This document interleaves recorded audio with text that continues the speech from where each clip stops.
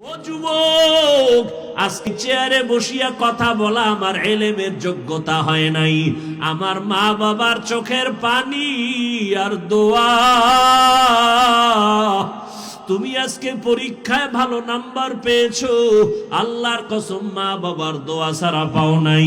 ও টাকাওয়ালা বাবা, মা বাবার দোয়া ছাড়া, চোখের পানি ছাড়া টাকার মালিক হতে পারো নাই। ওই মা বাবার চোখের পানি আর দোয়া ছাড়া তুমি সম্মানের চেয়ার পাও নাই। ওই মা বাবা জীবন ভর কত কষ্ট করেছে, তুমি একবারও চিন্তা করো না রে যুবক। অনেকের মা বাবা জীবন ভর এত কষ্ট করেছে, বাবার মনে চাইতো ইলিশ মাছ দিয়া খানা খাবে, কিন্তু ইলিশ মাছ কেনার টাকা ছিল না। মায়ের মনে চাইতো বেদানা আঙ্গুর খাবে, কেনার মতো টাকা ছিল না। আজকে তুমি তার সন্তান, আজকে তুমি টাকার মালিক, বাড়ি গাড়ির মালিক হয়ে গেছো। তোমার ঘরে এত ফল, ফ্রিজ ভরা এত মাছ, মাছ পচিয়া যায় খাওয়ার মানুষ নাই, ফল নষ্ট হয় খাওয়ার মানুষ নাই। কিন্তু কি লাভ হবে? যেই মা বাবা আফসোস করিয়া গেলেন, তারা আর সাদা কাফনের প্যাকেট হয়ে কবরে আছে। ওই মা বাবার কথা কি মনে পড়ে না রে যুবক? আমার মায়ার নবী বড় ইয়তীম। আমার নবী দুনিয়াতে আসি একটা আব্বা বলে ডাক দিতে পারেন নাই। 6 বছরে নবী মা হারা বড় অসহায় হয়ে গেলেন। কেমন মায়ার নবী আমার, যেই নবীর শরীর মোবারকে মশা মাছি পড়া হারাম, ওই নবীর শরীরে সূর্যের গরম লাগা হারাম। একটা মেঘের খণ্ড নবীরে ছায়া দান করে। ওই নবী এত দামি নবী আমার, এক জায়গায় কদম রাখলে দীর্ঘ বছর ওখান থেকে মেশকের ঘেরান আসতে থাকে। কেমন মায়ার নবী আমার, রাস্তা দিয়ে যখন নবী চলতেন, দুপার্শ্বের গাছ নত হইয়া নবীরে সালাম দিত।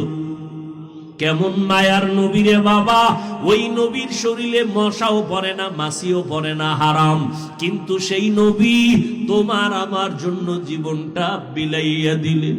তায়েফের ময়দানে নবী যায় উম্মতের কালেমার দাওয়াত দেওয়ার জন্য। কাফের বেঈমানেরা কয়, মুহাম্মদ আব্দুল্লাহর ছেলে পাগল, মক্কা থেকে আসছে, পাথর মেরে তাড়াইয়া দাও। কাফের বেঈমানেরা যখন এই কথা বলল, ওই কাফেরের ছোট ছোট বাচ্চাগুলো হাতের মধ্যে পাথর নিয়ে আমার নবীর শরীরের মধ্যে মারে। বৃষ্টির মতো নবীর শরীরের মধ্যে পাথরগুলো পড়ে।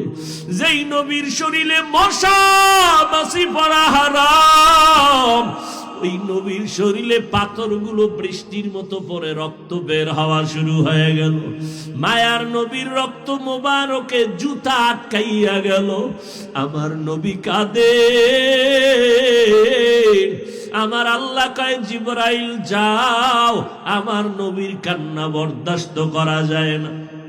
তায়েফের ময়দানের মানুষগুলো সব ধ্বংস করে দাও। মায়ার নবীর কাছে জিবরাইল এসে বলে, ইয়া রাসূলুল্লাহ, বেঈমান কাফেরের বাচ্চারা পাথর মারে, আপনার শরীরে রক্ত পড়তেছে। যেই শরীরে মশা মাছি পড়ে না, ওই শরীরে পাথরের আঘাতে রক্ত পড়ে, বলেন উল্টাইয়া সব ধ্বংস করে দেই।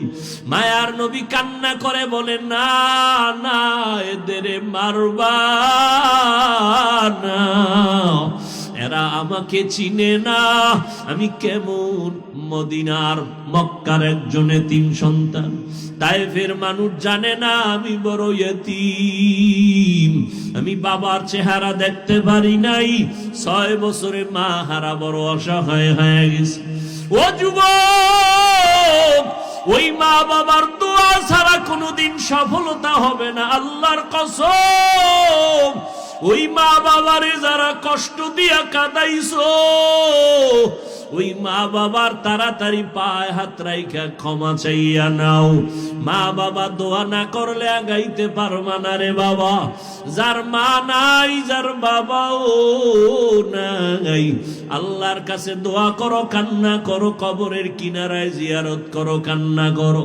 আর যার মা বেঁচে আছে, ও যুবক, বাসায় যাইয়া মাকে বলবারে, মা আজকে ময়দানে দেখলাম অনেক যুবকদের মোনাজাতে কান্না করে, আমার চোখে কেন পানি আসে না?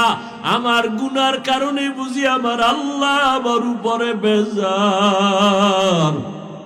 ও মা, তুমিও বুঝি বেজার হয়ে গেছো? ও মা, আজকে তওবা করে আসছি, আর গুনাহ করব না। জীবনে কম নামাজ সারি নাই, আজকে থেকে তওবা করে আসছি, আর নামাজ ছাড়ব না। জীবনে কম গুনাহ করি নাই, আজকে তওবা করে আসছি, গুনাহ করব না। ও মা, তুমি আমার মাথায় হাত দিয়ে দোয়া করে দাও, আল্লাহ যেন আমাকে মাফ করে দেন। আম্মা যদি মাথায় হাত দিয়ে দোয়া করে, ও যুবক, তোমার কপাল খুলিয়া যাবে। ওই মা বাবারে আর কষ্ট দিও না রে বাবা। মনে মনে আমার আল্লাহকে একটু ডাক দাও, আর আমার আল্লাহকে গোপনে বলো, আল্লাহ, এই ময়দানে মনে হয় আমার মতো গুনাহগার আর দ্বিতীয় কেউ নাই। গুনার কারণে আমার হাত না পাক, আমার চোখ না পাক, আমার জিহ্বা না পাক, অন্তর না পাক। ও আল্লাহ, এই গুনাহ নিয়ে কবরে যেতে চাই না। ও আল্লাহ, দুনিয়াতে একটা মশার কামড় সহ্য করতে পারি না। গুনাহ নিয়ে কবরে গেলে হাসরের মাঠে কেমনে আযাব সহ্য করব? ও আল্লাহ, তুমি মাফ করে দাও। আজকে থেকে আর মা বাবারে কখনো কষ্ট দিব না, মুরব্বীদের সাথে বেয়াদবি করব না। আজকে থেকে ওলামায়ে কেরামের কথা শুনিয়া নবীর তরিকা মানিয়া চলবো।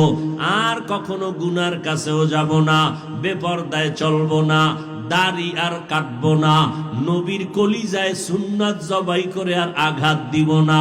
হেদায়েতের মালিক আমার আল্লাহ আবু জাহালকে নবী বয়ান করলেন, 13 বছর কালেমা পড়ে নাই, বরং বিরোধিতা করলো। আর ওদিকে ওমরের মতো বান্দা নবীর গর্দান কাটতে আসিয়া কালেমা পড়ে ফেললো। ঠিক ওই লাইনের দুই দল মানুষ এই প্যান্ডেলে কিয়ামত পর্যন্ত থাকবে। একদল হাজারো বয়ান শুনবে, এরপর আবু জাহালের মতো তওবা করবে না, বরং মোনাজাতের পরে বাইরে গিয়া বিরোধিতা করবে। আর একদল আল্লাহর বান্দা ওমরের মেজাজওয়ালা গুনাহগার প্যান্ডেলে আসার পরে হঠাৎ গুনার কথা মনে পড়বে, তওবার নিয়ত করে কবরের আযাবের ভয়ে কান্না করে এমন ভাবে তওবা করবে, জীবনে আর কখনো গুনার কাছেও যাবে না। জানি না কার কপাল খুলে যাবে, কার কপাল পুড়ে যাবে জানা নাই। তবে বলবো বাবারা, এখনো যারা তওবা করার নিয়ত করতে পারো নাই, আজকে রাত্রটা তোমার কেমন যাবে তোমার জানা নাই রে বাবা। আজকে তুমি সুস্থ, হতে পারে কালকে ঘুম থেকে উঠা তুমি অসুস্থ হয়ে যাওয়া, আল্লাহ ভালো জানেন। অতএব আমি বলবো তওবা করে নাও।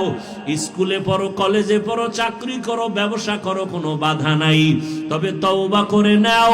জীবনে আর কোনোদিন নামাজ ছাড়বা না, দাড়ি কাটবা না, বেপরদায় চলবা না, মা বাবার সাথে বেয়াদবি করবা না, নবীর তরিকার বাহিরে চলবা না, ওলামায়ে কেরামের পরামর্শ নিয়ে জীবনটা কাটাইবা, নবীর সুন্নাত অনুযায়ী চলবা, নবীর মোহাব্বতে, আল্লাহর মোহাব্বতে গুনার কথা স্মরণ করিয়া তওবা করার মতো যদি কারো অন্তর নিয়ত হয়, তৈরি হয়, মুনাফিকি না থাকে, যাদের অন্তর তৈরি হয়ে আছে, মরিয়া গেল আর গুনার কাছেও যাব না, এরকম পাক্কা তওবার নিয়ত যাদের অন্তরে আছে, তাদেরকে বলবো দুটো হাত আমার আল্লাহকে দেখাইয়া দাও।